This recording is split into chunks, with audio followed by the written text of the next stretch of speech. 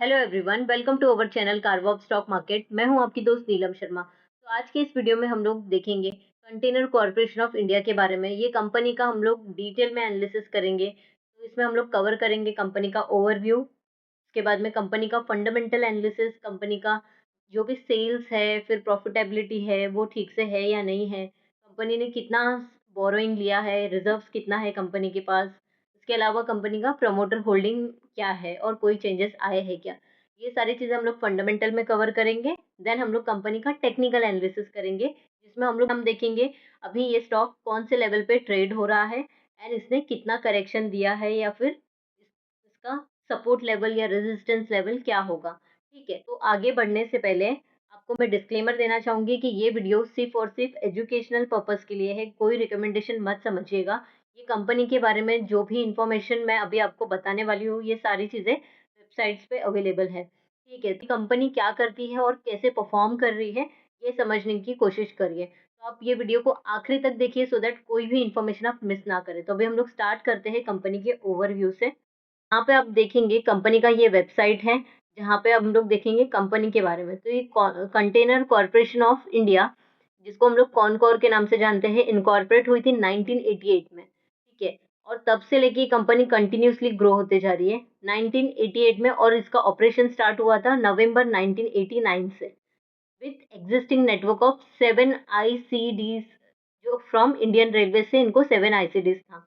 ठीक है, अब यहाँ पे कंपनी ने इतने अच्छे से ग्रो किया है। यहाँ पे अगर आप देखेंगे तो ज़्यादा से ज़्यादा यहाँ पे रेल फॉर कंटेनर्स, यहाँ पे अभी इनका जो हो गया है वो 66 ICD CFS, अभी इनका लार्जेस्ट नेटवर्क ये आ गई है। यहाँ पे आप देखोगे 62 टर्मिनल्स हैं इनके एंड 3 स्ट्रेटेजिक टाई अप है। In addition to providing inland transport by rail for container, it has also expanded to cover management of port का management करती है, air cargo complex and establishing a cold chain। फिर ये continue कर रही है to play the role of promoting containerisation in India by virtue of its modern rail wagon feed. तो बहुत ज़्यादा मॉडर्न टेक्नोलॉजी भी ये यूज़ कर रही है। यहाँ पे हम देखेंगे ये कॉस्ट इफेक्टिव है, एफिशिएंट है, रिलायबल लॉजिस्टिक सॉल्यूशन प्रोवाइड करती है उनके कस्टमर्स को। तो ये कंपनी के बारे में हम लोग ने थोड़ा बहुत देख लिया। स्टार्ट करते हैं कंपनी के फंडामेंटल से। तो यहाँ पे अगर आप देखेंगे कंपनी का मार्केट कैप है 51,367 करोड़ का। तो ये काफी डिसेंट कंपनी है। करंट प्राइस है 843 का, लो बनाया है 757 का और हाई बनाया है 1194 का। तो काफी अच्छा इसके अंदर करेक्शन आया है। अगर अगर आप देखोगे ना तो 1 ईयर का कुछ रिटर्न नहीं है। यहाँ पे 5 ईयर्स में इसने कितना रिटर्न दिया है, 50% का रिटर्न दिया है। ठीक है, 5 साल में इसने कुछ ज्यादा पैसे नहीं बना के दिए हैं, 1 ईयर में इसने बहुत ही कम दिया है। ईयर टिल डेट का देखेंगे तो माइनस में है, और यहाँ पे 6 मंथ का -19%। तो कंपनी ने कुछ ज्यादा यहाँ पे पैसा बना के नहीं दिया है। और यहाँ पे अगर आप देखोगे ना करेक्शन, तो यहाँ से लेके यहाँ तक 21% का यहाँ पे करेक्शन आ चुका है इस स्टॉक में। अभी ये देख के आपको लग रहा रहेगा कि इसमें बाय करना चाहिए या नहीं करना चाहिए, क्योंकि 1 साल में इसने कुछ ज्यादा परफॉर्मेंस नहीं किया है। अब हम लोग समझ लेते हैं कंपनी के फाइनेंशियल्स से कि ये कंपनी में क्या करना है। ROCE देखेंगे तो 13.9% का, तो ये काफी अच्छा है। ROE भी इसका बहुत अच्छा है, 10.9 का। ठीक है, डिविडेंड पे आउट देखेंगे यहाँ पे 55.6% का है। तो कंपनी बहुत ही अच्छा डिविडेंड पे कर रही है यहाँ पे।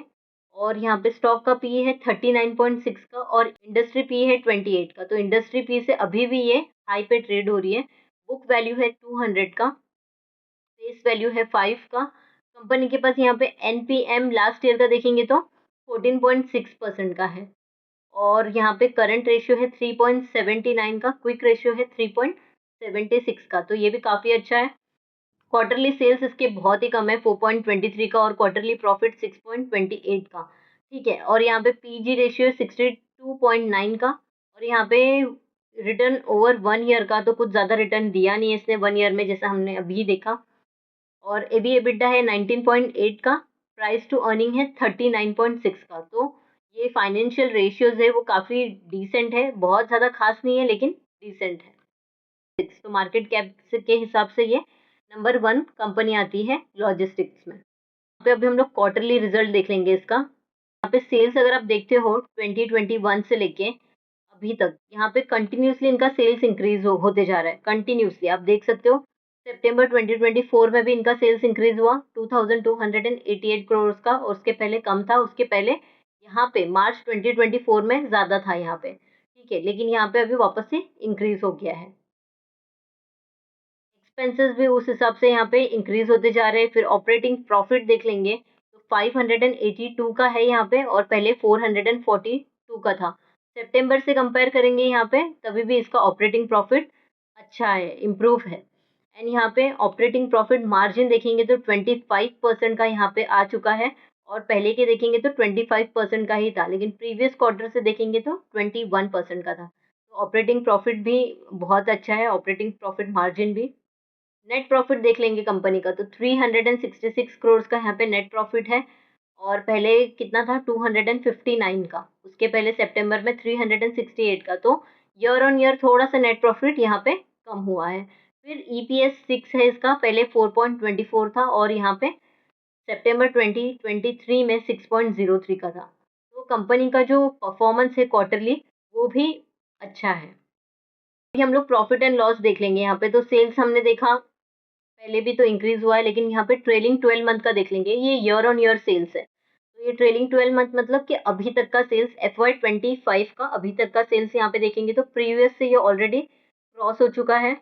8927 करोड़ का यहाँ पे सेल्स है, और यहाँ पे नेट प्रॉफिट भी देखोगे तो प्रीवियस का जो नेट प्रॉफिट है 1262 करोड़ का, उसको क्रॉस करके ये 1274 करोड़ का इसका प्रॉफिट जनरेट हो चुका है ऑलरेडी।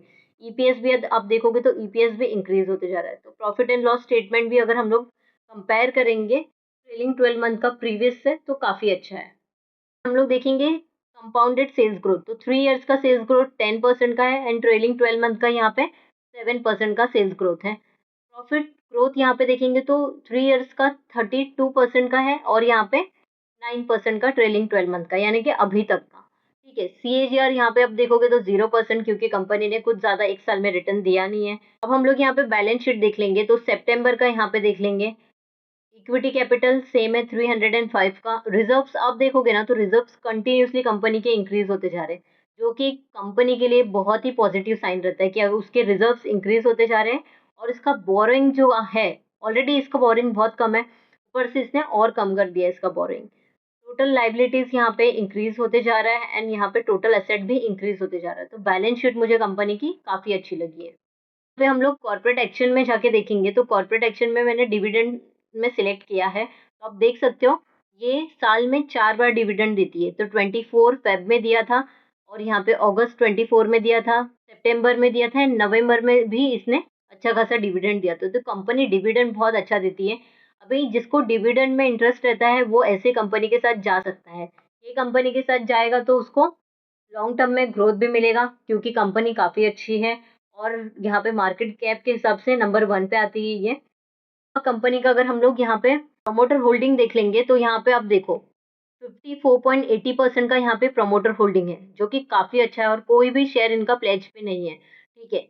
और यहाँ पे एफआई का होल्डिंग आप देखोगे ना तो एफआई ने यहाँ पे थोड़ा सा सेल किया है, 16.15% का था और अभी हो गया 13.65% का, ठीक है। लेकिन यहाँ पे एफआई ने सेल किया है, तो यहाँ डीआई ने थोड़ा सा यहाँ पे बाय भी किया है, 25.73% का हो गया है। ये बहुत बड़ा परसेंटेज है, ठीक है। तो यहाँ पे अगर डीआई ने बाय किया है तो कुछ सोच समझ के ही बाय किया रहेगा, और पहले आप 24.71% का यहाँ पे देख सकते हो, ठीक है। तो मुझे शेयर होल्डिंग पैटर्न काफ़ी स्ट्रांग लगा। यहाँ पे पब्लिक का अगर आप होल्डिंग देखोगे तो पब्लिक को अभी थोड़ा बहुत चांस मिला है यहाँ पे और एंट्री लेने का। वो भी क्यों? क्योंकि एफआई ने यहाँ पे सेल किया है। एफआई ने जैसे ही सेल किया यहाँ पे डीआई ने और पब्लिक ने इसमें बाइंग चालू कर दी। तो ये कंपनी का Q2 FY25 का अर्निंग कॉन्फ्रेंस कॉल हुआ था, तो उसके हाइलाइट्स हम लोग अगर देखेंगे तो यहाँ पे परफॉर्मेंस हाइलाइट कंपनी ने बताया है 6% का यहाँ पे ग्रोथ है इन थ्रूपुट फॉर H1 FY25 में। तो हाफ ईयर में यहाँ पे 6% का ही सिर्फ ग्रोथ हुआ है।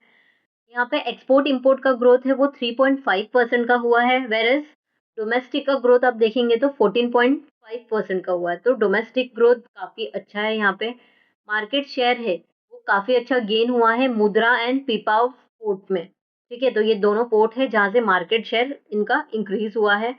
91 बेसिस पॉइंट से इंक्रीज़ हुआ है in overall export and import market share में, तो काफ़ी अच्छा यहाँ पे कंपनी का परफॉर्मेंस हाइलाइट यहाँ पे बताया है। अब यहाँ पे हम लोग फाइनेंशियल मैट्रिक्स के अंदर देखेंगे तो ऑपरेटिंग इनकम जो है वो काफ़ी अच्छे से 6.58% का ग्रोथ है। तो हम लोग Q2 प्रॉफिट आफ्टर टैक्स देखेंगे तो 371 करोड़ का यहाँ पे प्रॉफिट आफ्टर टैक्स हुआ है, जो कि इन्होंने बताया है कि ये हाईएस्ट है अभी तक का इनका profit after tax. Operating margin है वो इम्प्रूव हुआ है 95 बेसिस पॉइंट से एंड रेल फ्रिज मार्जिन जो है वो इंक्रीज हुआ है 80 बेसिस पॉइंट से। तो कंपनी के फाइनेंशियल मैट्रिक्स भी काफ़ी डिसेंट है।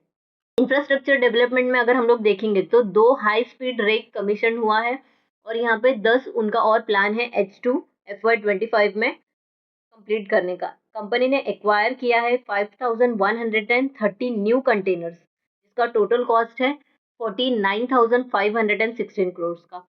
कंपनी ने स्टार्ट किया है new rail services between Kandla port and north India IDC। Company का इंफ्रास्ट्रक्चर डेवलपमेंट के लिए अपडेट्स बताया है कंपनी ने। पे हम लोग चैलेंजेस एंड स्ट्रेटेजीज देख लेंगे तो कंपनी क्या चैलेंजेस फेस कर रही है। तो जियो पॉलिटिकल इश्यूज की वजह से सप्लाई चेन एंड शेड्यूल जो है वो अफेक्ट हुआ है इनका, और ज़्यादा बारिश होने की वजह से नॉर्थ इंडिया एंड गुजरात के अंदर यहाँ पे डोमेस्टिक ऑपरेशन में थोड़ा सा इम्पैक्ट हुआ है। फिर यहाँ पे जो कॉम्पिटिटर है उनका pricing and customer centric strategy को रीगेन करने का ट्राई कर रही है, यहाँ पे मार्केट शेयर रीगेन करने का ये ट्राई कर रही है। इसके अलावा ग्रोथ ड्राइवर्स में मैनेजमेंट ने कहा है double staking container for efficiency and cost saving के लिए डबल स्टेकिंग कंटेनर्स लाया है। कंपनी का फोकस है स्पेसिफिक कमोडिटीज में, तो दो स्पेसिफिक है वो राइस एक्सपोर्ट एंड सीमेंट, यहाँ पे बल्क सीमेंट का।